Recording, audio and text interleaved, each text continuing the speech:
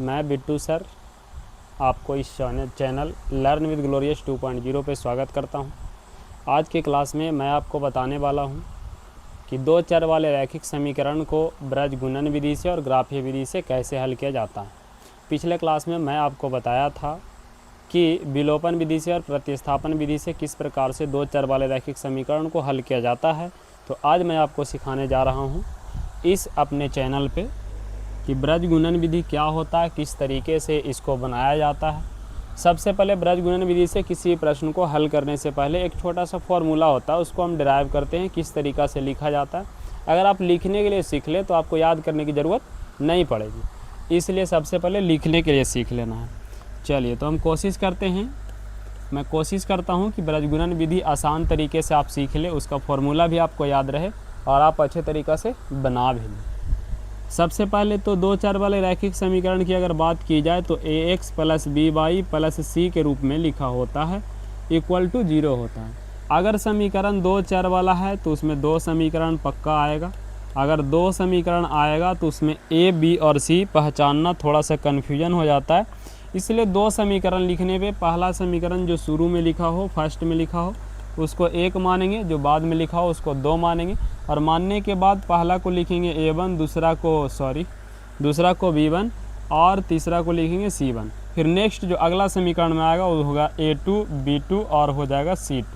जब a1 b1 c1 का selection आप कर लेंगे उसके बाद आप क्या करेंगे कि इसको सोल्यूशन के लिए ब्रज गुणन विधि में एक छोटा सा फॉर्मूला होता है, वो होता नहीं बल्कि बनाया जाता है। कैसे बनाया जाता है उसको हम समझते हैं।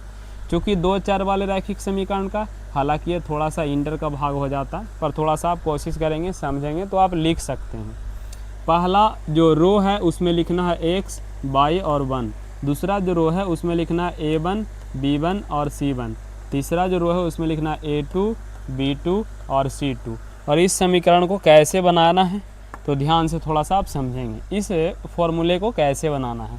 सबसे पहले पहला रो के पहला कॉलम में x है, उस पर खड़ा होंगे। अगर x पे खड़ा होंगे तो x को ऊपर लिखेंगे।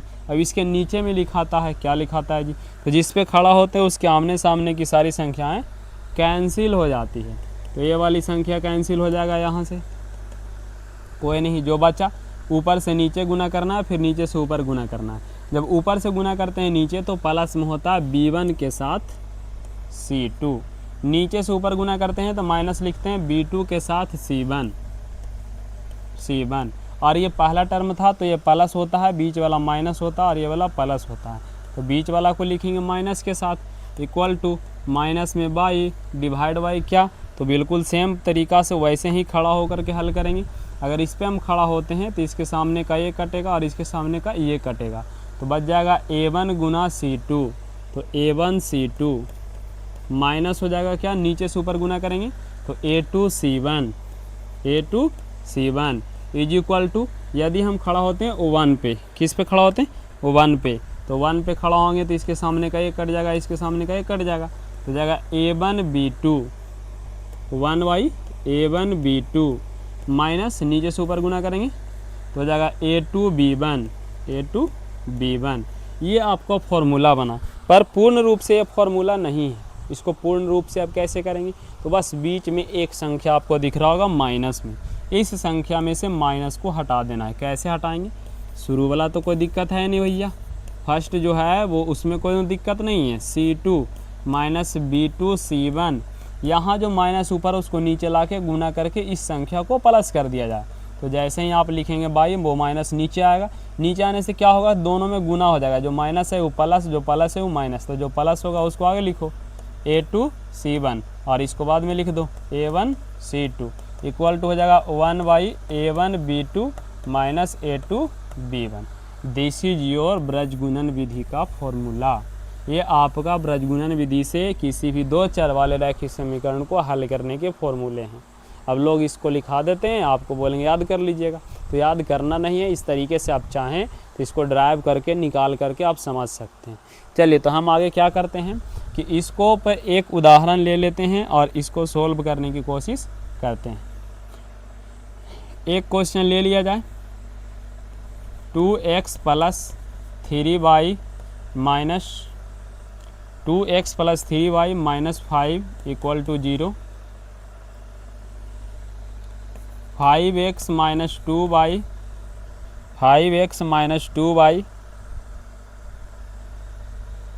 Minus 3 equal to 0। अब इस समीकरण को ब्रज गुणन विधि से हल करना है, इसको सोल्यूशन करना है, वो भी ब्रज गुणन विधि से। ब्रज गुणन विधि से कैसे हल किया जाएगा, तो थोड़ा सा आप ध्यान से अगर समझेंगे छात्रों, तो मैं गारंटी के साथ कह सकता हूँ कि इस विधि को आप एक अकेला क्वेश्चन इससे आप सीख सकते हैं कि कैसे बनता है। सबसे पहले इससे सॉल्यूशन करने के लिए आपको a1 के मान लिख लेना है, b1 के मान लिख लेना है, c1 के मान लिख लेना है, फिर a2 लिख लेना है, b2 लिख लेना है और c2 लिख लेना है। और इसको लिखना बड़ा आसान है। जो पहला समीकरण है उसमें x y z के गुणनफल a1 b1 c1 हो जाएगा, दूसरा में हो जाएगा a2 b2 c2, जैसे आप ऊपर देख रहे होंगे, जैसे कि आप ऊपर देख रहे होंगे। यहाँ पे तुलना करके भी आप समझ सकते हैं बात को। पहला समीकरण के जो x के गुना में है वो ये है, a1 है, तो a1 का मान हो जाएगा 2, b1 का मान हो जाएगा 3 और इसका मान हो जाएगा -5, इसका मान हो जाएगा 5, इसका मान हो जाएगा -2 और इसका मान हो जाएगा -3। ठीक है, अगर a1 b1 c1 a2 b2 और c2 अगर इतना आप समझ लिए हैं तो समझ लीजिए कि आगे आसानी से कर सकते हैं। अब कुछ नहीं, बस इस फॉर्मूले पे सारे संख्या को, सारे डाटा को बिल्कुल पुट कर देना है, रख देना है। रखने से जो भी मान आता है वो आपका आंसर हो जाएगा। x डिवाइड बाई मेरे पास बोला जा रहा है b1 और c2, मतलब b1 को गुना करना है c2 से। चलिए गुना करते हैं b1 को c2 से। 3 गुना -3 लिख लेते हैं पहले, तो 3 गुना -3, बीच फॉर्मूले में आया है माइनस। b2 को गुना करना है c1 से, b2 को गुना करेंगे c1 से, यानी -2 को गुना करना है हमें -5 से, equal two by divide by a2 को गुना करना है c1 से, a2 के जगह पे 5 और c1 के जगह पे -5, 5 इंटू -5, बीच में होता है माइनस। a1 को गुना करना है c2 से, तो a1 के जगह पे 2 और c2 के जगह पे -3, 2 गुना -3 is equal to 1 by a1 into b2 यानी 2 इंटू -2, माइनस एक फॉर्मूले से आ गया। a2 b1, a2 के जगह पे है 5 और b1 के जगह पे 3, तो जगह 5 इंटू 3। नेक्स्ट मैं देखूं तो आगे क्या हो सकता है जी, x डिवाइड बाई, आराम से गुना करना, कोनो जल्दी नहीं है, अगर ध्यान से आप समझ के करते हैं तो बड़ा ही आसान हो जाता है मैथ। 3 गुना -3 तो -9 हो गया, माइनस फॉर्मूले से था, माइनस गुना माइनस प्लस, 2 गुना 5 हो गया 10। नेक्स्ट अगर बाई के डिवाइड बटा में मैं देखूं तो 5 गुना -5 -25, माइनस के माइनस, और ये माइनस यहाँ के गुना होगा तो प्लस बना देगा, 3 गुना 2 हो जाएगा 6। नेक्स्ट आगे 1 बटा हो जाएगा, -2 गुना 2 तो हो जाएगा -4, बीच में माइनस, 5 गुना 3 हो जाएगा 15। नेक्स्ट देखता हूँ, यहाँ से हम क्या कर सकते हैं कि x के बटा में -19 आ जाएगा, बाई के बटा में -19 आ जाएगा, इक्वल टू 1 बाई -19 आ जाएगा। एक हिसाब से यहाँ समझा जा सकता है कि एक पहला रेशियो ये है, दूसरा रेशियो ये है और तीसरा रेशियो ये है। अब क्या करेंगे, यदि आपको x निकालना है तो a की तुलना c से, y निकालना है तो b की तुलना c से कर देना है। बारी बारी से तुलना करेंगे, जैसे ही आप तुलना करेंगे वैसे आपका आंसर हो जाएगा। लिखते हैं a एंड c से क्या होगा जी, तो x divide by -19 that is equal to 1 by -19, minus से माइनस कट गया, 19 से 19 कट गया, x बराबर हो गया 1। बिल्कुल इसी तरीक़ा से यदि आप b को तुलना करते हैं किससे, c से, तो बाई बटा -19 इज इक्वल टू हो जाएगा 1 बाई -19, माइनस से माइनस कट गया, 19 से 19 कट गया, तो बाई के मान हो जाएगा 1। विद्यार्थियों मैं आशा करता हूँ कि आपको समझ में आया होगा। यहाँ पे value x is equal to 1 और y इज इक्वल टू भी 1 हो जाएगा। ये आपका पूर्ण रूप से सोल्यूशन है। आशा करता हूँ आपको दिख रहा होगा। ये दिख रहा है तो आप स्क्रीनशॉट ले लीजिए, आप इसको आराम से नोट कर लीजिएगा। मैं नेक्स्ट यदि बात करूँ तो नेक्स्ट जो इसका रूल है 2 चर वाले रैखिक समीकरण को हल करने के लिए, वो है ग्राफीय विधि। ग्राफीय विधि से किसी प्रश्न को कैसे हल करते हैं, एक बार आप ध्यान से यदि समझ लेते हैं तो बड़ा आसान हो जाता है आपके लिए। चलिए तो मैं नेक्स्ट चलता हूँ। नेक्स्ट आपको सबसे पहले ग्राफीय विधि से किसी भी प्रश्न को बनाने के लिए सबसे पहले कार्टेशियन प्लेन का ज्ञान होना बहुत ज़रूरी है। तो मैं थोड़ा सा डेमो के रूप में बता देता हूँ कार्टेशियन प्लेन होता क्या है, कार्तीय तल क्या होते हैं। ये जो टोटल चित्र दिख रहा है ये कार्टेशियन प्लेन है जिसमें इसको बोलते हैं एक्स अक्ष, इसको बोलते हैं एक्स अक्ष, इसको बोलते हैं वाई अक्ष, वाई अक्ष, और ये एक्स अक्ष और वाई अक्ष जहाँ एक दूसरे को काटते हैं उसको बोलते हैं मूल बिंदु। क्या बोलते हैं? मूल बिंदु बोलते हैं। इसका निर्देशांक होता है 0,0। एक्स अक्ष और वाई अक्ष जहाँ भी एक दूसरे को काटते हैं वहाँ पे बन जाता है 90 डिग्री का कोण। कितने डिग्री का कोण? 90 डिग्री का कोण। और ये 90 डिग्री का कोण बनता है चूँकि किसी बिंदु पे टोटल 360 डिग्री का कोण बनता है, तो 90 का 4 बराबर भागों में बट गया। यानी ये टोटल कार्टेशियन प्लेन कार्तीय तल एक्स अक्ष और वाई अक्ष के द्वारा 4 भागों में बटता है। ये पहला भाग है, ये दूसरा भाग है, ये तीसरा भाग है, और ये जो है वो चौथा भाग है। चूँकि मूल बिंदु से दाईं ओर जाने पे x का मान प्लस होता है इसलिए सिर्फ x लिखते हैं और ये इधर प्लस होता है। y का मान ऊपर जाने पे प्लस होता है इसलिए y खाली लिखते हैं और इधर प्लस होता है। इधर x निगेटिव होता है तो डैश लिखाता है, ये माइनस में इसका आंसर होता है। नीचे भी वैसे ही y निगेटिव होता है तो डैश लिखाता है और इधर आंसर माइनस में होता है। कहने का मतलब यदि 0 है तो इधर 1 होगा, 2 होगा, 3 होगा प्लस में, 1 होगा, 2 होगा, 3 होगा प्लस में, इधर होगा माइनस में 1, माइनस में 2, माइनस में 3, नीचे भी वैसे ही -1, -2 और -3 हो जाएगा। ठीक है मेरे छात्रों, चलिए तो नेक्स्ट मैं यदि बात करूं कि ये पहला है, पहला यानी कि प्रथम चतुर्थांश है, प्रथम चतुर्थांश है, फर्स्ट कोऑर्डिनेट है। तो प्रथम चतुर्थांश में क्या होगा? प्रथम चतुर्थांश में क्या हो जाएगा कि x हो या फिर y हो, x हो या फिर y हो, दोनों प्लस में होता है। दूसरे में क्या हो जाएगा? x होता है माइनस में और y होता है प्लस में। तीसरे में क्या हो जाएगा? x भी हो जाएगा माइनस में और y भी हो जाएगा माइनस में सॉरी। चौथा में क्या हो जाएगा? x हो जाएगा प्लस में और y हो जाएगा माइनस में। तो ये 4 चतुर्थांश का चिन्ह है और इस चिन्ह की सहायता से किसी भी बिंदु का लोकेशन आप पता कर सकते हैं कि प्रथम में होगा, द्वितीय में होगा, तृतीय में होगा या फिर चतुर्थ में होगा। बिना लोकेशन के आप किसी भी ग्राफ को नहीं खींच सकते हैं। उस बिंदु के बारे में मालूम होना चाहिए कि वो बिंदु किस चतुर्थांश में होगा। जब आपको पता चल जाएगा कि किस चतुर्थांश में है तब जा कर के वो दोनों बिंदु को आप आराम से मिला देंगे, तब ग्राफ जो है वो खींचा जा सकता है। ठीक है, तो चलिए यदि आप इसको समझे होंगे तो मैं आगे ग्राफीय विधि से 2 चर वाले रैखिक समीकरण को हल करने के लिए आपको बताता हूँ। ध्यान से आप समझेंगे। एक क्वेश्चन है x + y = 9 और एक क्वेश्चन है x - y, थोड़ा सा मैं नीचे लिख लेता हूँ, 9 और x - y =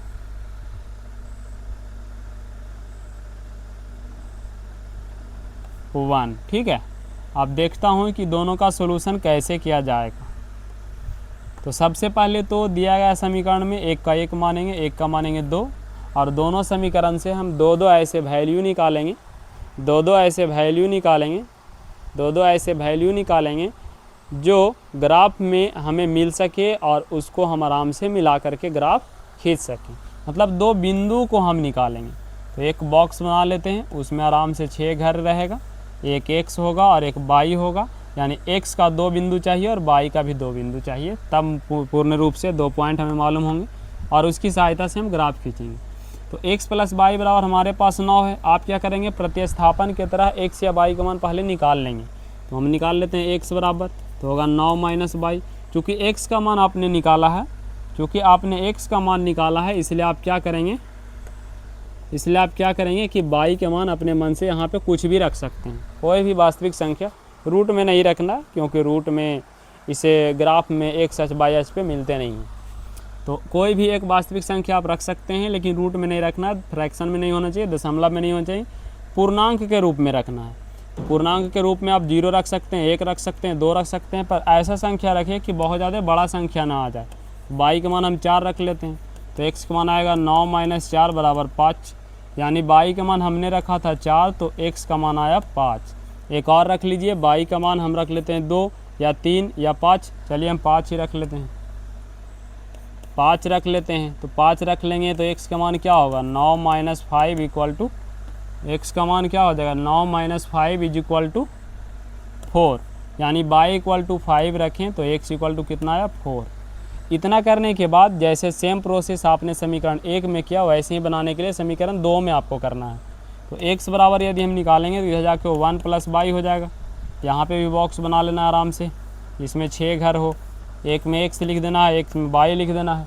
x और y लिखने के बाद आपको क्या करना है जी, तो आप आसानी से x का मान निकालें हैं तो y का मान अपने मन से रखना है। आप कुछ भी रख सकते हैं, 0 रख सकते हैं, छोटा वैल्यू आना चाहिए।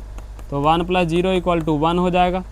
y का मान 0 है तो x का मान 1 हो जाएगा, x का मान 1 हो जाएगा। ठीक है, चलिए तो मैं नेक्स्ट एक और बिंदु ले लेता हूँ, y का मान 2 ले लेता हूँ। तो x = हो जाएगा 1 + 2 यानी कि 3। y का मान जैसे ही हमने 2 रखा तो x का मान आ गया था 3। जब आप दोनों बॉक्स में 2-2 बिंदु निकाल लेंगे तो निकालने के बाद x अक्ष और y अक्ष को खींचेंगे। y अक्ष x अक्ष खींचने के बाद इस दोनों बिंदुओं को ग्राफ पे आराम से बिंदु दिखा के और सरल रेखा को खींचेंगे। दोनों सरल रेखा जहाँ भी एक दूसरे को काटेगी वही उसका जो है कि हल हो जाएगा। चलिए तो हम कोशिश करते हैं कि अब इसका ग्राफ खींच लें, किस तरीक़ा से खींचा जाएगा। सबसे पहले हम x अक्ष ले लेते हैं जी, ये हो गया x अक्ष और ये हो गया हमारे लिए y अक्ष।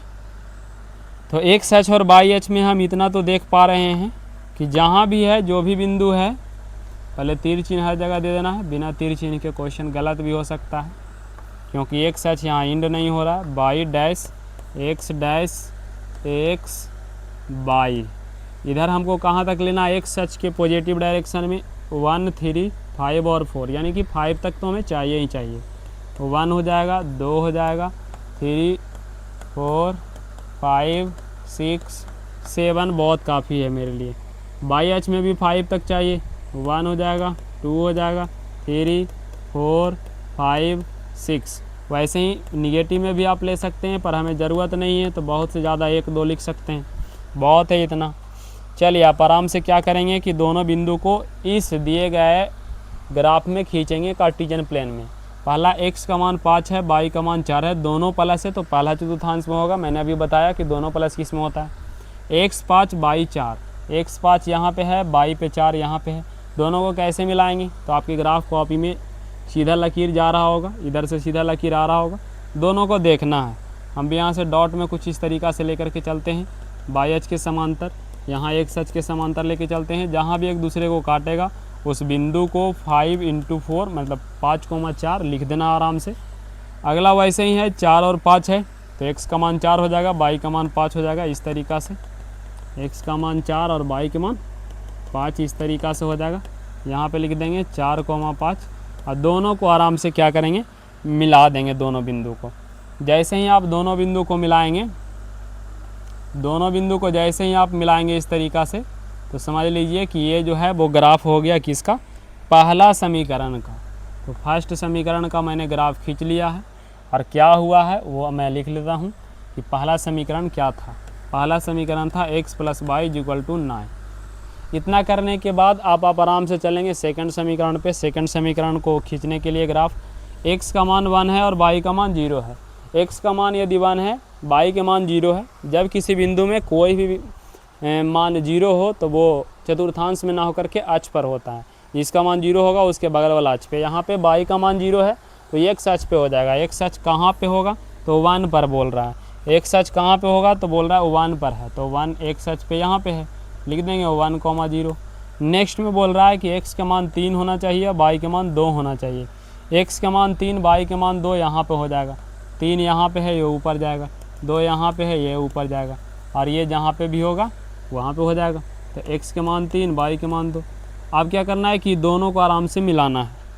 मिलाइए आराम से, क्या बता रहा है आपका, कहाँ जा कर के कट रहा है। अगर सही जगह कट गया तो वो आंसर हो जाएगा आपका। ये देखिए कहाँ पे कट रहा है, वो आपको साफ दिख रहा होगा।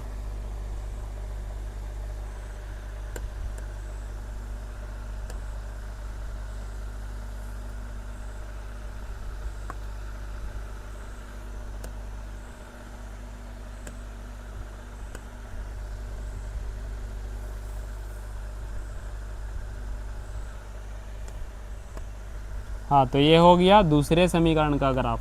दोनों समीकरण का ग्राफ खींचने के बाद आपको क्या करना है, दूसरा समीकरण का भी ग्राफ पे आप समीकरण, दूसरा समीकरण लिख देंगे। दूसरा समीकरण है x minus y is equal to 1। इसके बाद अवलोकन करना है इस ग्राफ का कि ग्राफ जो है वो कहाँ पे कटा है। जहाँ पे ग्राफ कटा है उस बिंदु को देखना है, और जिस बिंदु पे कटा है वही बिंदु इस ग्राफ का सोल्यूशन होगा। तो हम हल के रूप में लिख सकते हैं कि x का मान इसका 5 हो जाएगा और y का मान जो है वो 4 हो जाएगा। यही इसका सोल्यूशन है। आप चाहें तो इस ग्राफ से हल निकाले गए जो वैल्यू है, मान है, उसको आप चेक भी कर सकते हैं कि सही है कि गलती। x का मान आया 5, y का मान आया 4, रख देखते हैं। 5 और 4 जोड़ेंगे 9 हो जाएगा। पहला में तो सही बता रहा है, 5 में 4 घटाएंगे तो 1 बचेगा, दूसरा में भी सही है। कहने का मतलब जो सोल्यूशन निकलेगा उसको दोनों ग्राफ में रख के, दोनों समीकरण में रख के यदि आप चेक करते हैं LHS और RHS बराबर हो जाता है, तो अब इस तरीक़ा से समझ सकते हैं कि जो दोनों समीकरण है, दोनों समीकरण का जो हल है वो बिल्कुल पूर्ण रूप से सही है। ठीक है, तो आज की क्लास में मैं इतना ही रहने देता हूँ। बाकी नेक्स्ट क्लास में मैं एक्सरसाइज 3 को पूर्ण रूप से हल करने का कोशिश करूँगा। मैं आज और कल यानी कि पिछले क्लास में आपको बताया कि एक्सरसाइज 3 दो चर रैखिक समीकरण को कितने विधि से, कैसे और क्यों हल किया जाता है। ठीक है, तो बाकी मिलते हैं नेक्स्ट क्लास में। थैंक यू, धन्यवाद। अगर आपको वीडियो पसंद आए तो आप लाइक करें, सब्सक्राइब करें।